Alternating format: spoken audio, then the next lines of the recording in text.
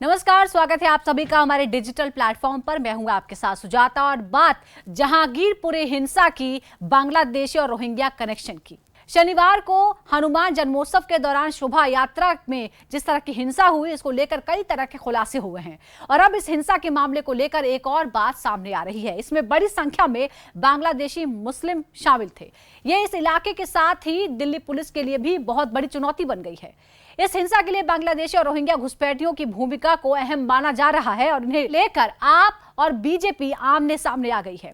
BJP Delhi इकाई के अध्यक्ष आदेश गुप्ता ने आरोप लगाया है कि यह हिंसा आम आदमी पार्टी की सरकार द्वारा रोहिंग्या और बांग्लादेशी नागरिकों को गैर कानूनी रूप से ठहराने का परिणाम है। गुप्ता ने केंद्रीय गृह मंत्री अमित शाह से मिलकर उनसे हिंसा की जांच करने के आदेश देने की बात कही है। उन्होंने यह भी सवाल किया है कि दिल्ली में अवैध रूप से रह रहे रोहिंग्याओं और बांग्लादेशियों की बस्ती को पानी और बिजली के कनेक्शन कैसे दिए गए हैं।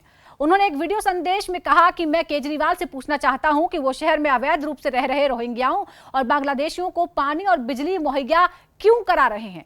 उन्होंने दावा किया कि जहांगीरपुरी हिंसा आपकी सरकार द्वारा बांग्लादेशियों और रोहिंग्याओं को समर्थन करने का परिणाम है। इधर उत्तर पूर्वी दिल्ली से भाजपा के सांसद मनोज तिवारी ने कहा है कि जहांगीरपुरी में हमले का मास्टरमाइंड मोहम्मद अंसार आपका कार्यकर्ता है। इसका प्रमाण तस्वीरों से मिला है। उन्होंने ये भी कहा कि ताहिर हुसैन 2020 के दिल्ली दंगों का मास्टरमाइंड था, वो भी आपसे जुड़ा था, पार्षद था। तो क्या आप दंगों की फैक्ट्री चला रही है? तिवारी ने दोहराया कि शहर में रहने वाले अवैध प्रवासी पुलिस और कानून व्यवस्था के लिए एक बड़ी चुनौती है। तिवारी ने आरोप लगाया कि आपने उनके साथ हाथ मिलाया है क्योंकि वो पार्टी के लिए काम करते हैं। उनके आधार और मतदाता परिचय पत्र आसानी से तैयार करा लिए जाते हैं।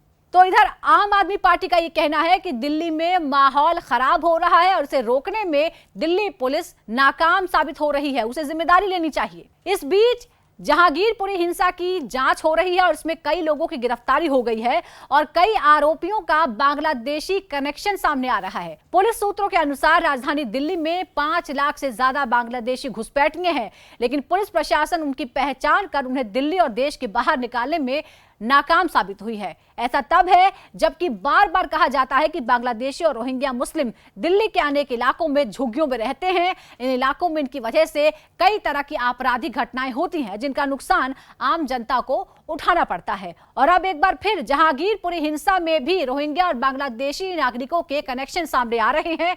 इस मामले में जिनकी गिरफ्तारी हुई है उनका भी बांग्लादेशी कनेक्शन सामने आ रहा है। बताया जा रहा है कि अंसार जिसकी गिरफ्तारी हुई है वो भी बांग्लादेशी हो सकता है, हालांकि अभी इसकी पड़ताल होना बाकी है। आपको याद दिला दें कि शनिवार को हनुमान जन्मोत्सव के दौरान शोभा यात्रा निकाली गई थी और ये यात्रा जहांगीरपुरी से जब निकली तो यहां पर पथराव शुरू हो गया और जमकर हंगामा हुआ, जमकर हिंसा हुई, जिसमें कई लोग जख्मी हुए, कई पुलिस वाले जख्मी हुए। इससे पहले साल 2020 के दंगों के दौरान और एनआरसी और सीए के दौरान जो प्रदर्शन हुए थे उसमें भी ये बात सामने आई थी कि प्रदर्शनकारियों में खासतौर पर जो हिंसक प्रदर्शनकारी थे उसमें रोहिंग्या और बांग्लादेशी घुसपैठिए थे जो अवैध रूप से भारत के अलग अलग हिस्सों में और राजधानी दिल्ली में रह रहे हैं।